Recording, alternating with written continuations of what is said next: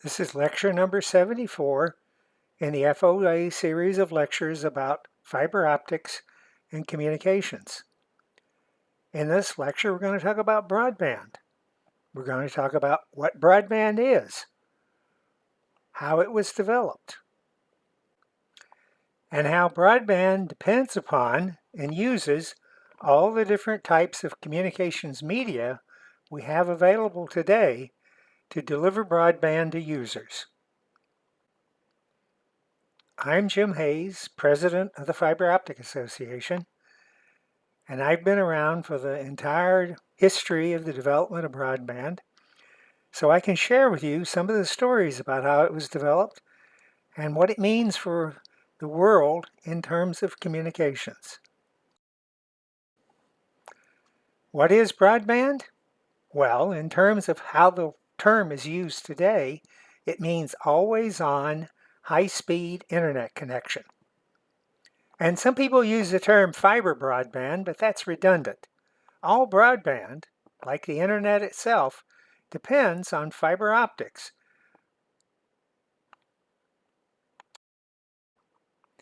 In today's world, always-on high-speed internet connection, what we call broadband, can be delivered by cable television using cable modems, fiber to the home, wireless, either Wi-Fi, city Wi-Fi, or line-of-sight rural Wi-Fi, cellular, including 5G, or satellites, including the new era of low Earth orbit satellites. I don't think anybody considers that the few remaining copper landlines can deliver broadband, and we'll talk about that a little bit more later on in the lecture. What's the internet? Well, we sort of all know a little bit about that. The internet was a communications network started in the 1960s as ARPANET. It was created by the U.S. Department of Defense to connect up military and government communication systems and particularly computers for transmitting data. It grew slowly through the 70s, but when fiber optics became available in the 80s, it expanded very, very rapidly. And a big part of building out the backbone fiber optic network was to support data, the internet. It wasn't commercialized until the late 1980s and early 1990s, when companies that became known as internet service providers were allowed to essentially commercialize it, to sell internet service connections to end users. What really caused the internet to take off was, in the mid-90s, the advent of the World Wide Web. And that's where fiber optics really became important, because when we went from the early days of basically transferring files and emails around to sending web pages with lots of graphics, we needed more bandwidth. The late part of the 1990s led to what we call the dot-com boom and the 2000 dot-com bust. But that's when the internet really expanded. People became aware of it. People wanted to be part of it. And the fiber optic network to support it was developed very, very rapidly. Today, the internet connects everybody and everything. We couldn't live without it. In the early days of the internet, up to about mid-90s, if you wanted a connection to the internet, you either dealt with dial-up modems over phone lines, or you would pay the phone company for a digital line over copper wires. A T1 line at 1.5 megabits per second might be available if you were within a couple of miles of a central office, and it would cost you a small fortune.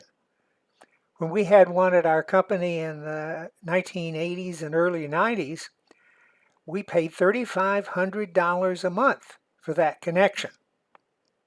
Most people simply went to an internet service provider, used a dial-up modem over copper phone lines. Dial-up modems use technology similar to T1 lines, but at a consumer level. They started at about 300 bits per second, which is incredibly slow, but worked okay for email, for example. When the World Wide Web came along, it was, of course, totally inadequate. Developments on the dial-up modem eventually got it up to about 56 kilobits per second, but that was still marginal for most websites at the time in the late 90s. All that changed in 1997. In February 1997, the first users, myself included, were connected to the broadband internet service through the cable TV network on a cable modem. Cable TV already used fiber backbones with their hybrid fiber coax cable TV networks, and they had very high bandwidth for television broadcasts. So they converted a couple of channels of their cable TV system to provide digital internet connections to subscribers at 4 megabits per second. The cable modem was developed by a Dr. Yassini at a company called Optic in the Boston, Massachusetts area. Optic made broadband modems operating with frequency division multiplexing on coaxial cable for Ethernet. He decided he could use the cable TV network to deliver internet connections. So he worked with a computer company in the Boston area called Digital Equipment Corporation, and they developed the cable modem together. Optic later on became known as Land City and sold the first cable modems to the cable TV companies. At the time, Optic was a customer of my fiber optic company, as was Digital Equipment Corporation, and the two of them worked together to develop the cable modem. It turns out that I also headed the technology committee for my kids' school system nearby, and we had not only people from Digital Equipment, the computer company, working with us, but we had the head of the local cable TV company, and we did some of the first field trials of cable modems. So in February of 1997, I was one of the lucky people, probably one of the first 25 in the world, to have a cable modem installed. A tech from Digital Equipment Corporation showed up at my home, plugged a box into my cable TV system and a Cat5 cable into my computer, loaded some software, and voila, I had full broadband internet access. 4 megabits per second download, 1 megabit per second upload, always on. Wow, did that really blow away the idea of a dial-up 56K modem on a phone line. Cable modem service spread very rapidly to practically everybody who was connected to the cable TV system. In fact, the cable TV system and cable modem service became a virtual broadband monopoly for really more than a decade.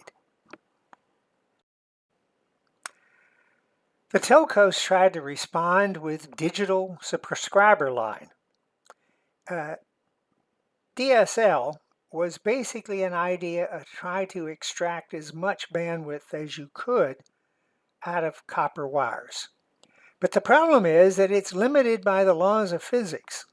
The bandwidth is distance limited by the physics of electrical transmission over copper wires. Over a little more than a decade, DSL tried 20 different standards to try to approach cable modem speeds, but really ended up giving up. They completely abandoned DSL, but not until about 2020. The other thing that happened was in 2004, a report was done by Bell Communications Research, Bellcore, then known as Telcordia, which was the Bell Labs spinoff from the divestiture of AT&T. Telcordia did a report that pointed out that the phone companies could now convert landlines to fiber optics cost effectively, mainly because of the cost of maintaining aging copper wires. But it was not really until Verizon around 2005 started Fios, fiber to the home, that the telcos really got started on doing fiber to the home. Fiber to the home was the goal of the telcos from the beginning. But the problem was it was too expensive. First, it was expensive to connect up every home. But secondly, that subscriber line, the last mile they used to call it in the phone companies, represented 80% of all of the wires in the phone system. So it was much too expensive until the development of passive optical networks. Passive optical networks replace expensive electronics with inexpensive passive optical splitters. So basically you only have electronics at the central office or head end and at the subscriber. Everything in between is passive and inexpensive. Fiber to the home began being installed around 2005. But now hundreds of millions of users worldwide are connected on fiber. The companies building and owning fiber to the home networks are not just telcos. It also involves governments. Cities, counties, states have built their own networks. Private companies are building fiber optic networks to the home as a matter of investments. We know real estate developers, electrical co-ops, lots of different kinds of companies are building fiber to the home because it's considered the ultimate goal for providing high-speed broadband internet connections. Since the advent of the smartphone in 2007, all of us depend on broadband being available everywhere on our wireless devices. Wireless broadband comes in a number of different ways. It can be Wi-Fi, cellular, or satellite. Cellular wireless service is available almost everywhere, and as long as it's 4G LTE or 5G, provides perfectly adequate broadband service for most applications. Many cities have Wi-Fi networks, and of course, practically all retail establishments, the ubiquitous Wi-Fi at the coffee shop on the corner. But since about 80% of all phone usage, cellular phone usage, occurs indoors, most people are connecting on Wi-Fi. And most buildings now will have some kind of Wi-Fi service available.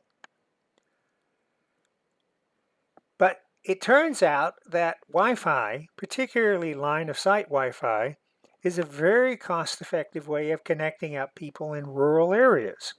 As long as you have a line of sight, you can often get Wi-Fi in rural areas. Satellite service for broadband has been available for decades, generally with large geostationary satellites until the last couple of years, with the advent of low Earth orbit satellites that can cover large areas of the Earth and provide lower latency than geosynchronous satellites. They tend to be less bandwidth, but probably still qualify as broadband. And there's certainly a quick way to get service when you might be waiting years to get broadband over fiber to the home in a rural area. But every service that delivers broadband to the end user depends on fiber optic backbones. Over 500 submarine cables connect the continents. Millions of landline cables connect everything. Even wireless networks and satellite networks use fiber to connect cell sites, Wi-Fi hubs, and ground stations for satellites. Without fiber optics, broadband could never happen. I hope that helps you understand broadband and how it's delivered. It's just part of the FOA's program to educate people about communications and fiber optics through our website at FOA.org and FiberU, our free online learning site, fiberu.org. Feel free to take advantage of all of our online learning materials, our textbooks, printed textbooks, we do that too. And of course, if you want to take a course in fiber optics or communications or premises cabling, check in with one of our hundreds of schools worldwide that offer FOA approved training and certification. We're the Fiber Optic Association, the International Professional Association of Fiber Optics, and the recognized certifying body for fiber optic techs.